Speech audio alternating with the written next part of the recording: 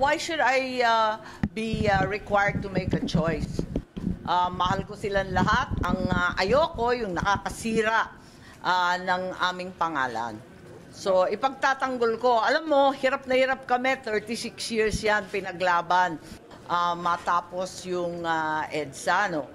Talaga kung saan-saan ako napadpad. Ang hirap-hirap talaga ng pinagdaanan namin, ng aking pamilya, ng aking mga anak. Pagkatapos, itong hulog na langit. Aking bagay nung 31 million votes, di ba? Ang tao, parang nabudol eh. Bakit akala natin mapupunta tayo sa agrikultura, akala natin public transport, akala natin dun sa infrastructure, kasi yun ang may tatak Marcos eh, di ba? Abay, ba't nauwi dito sa Chacha?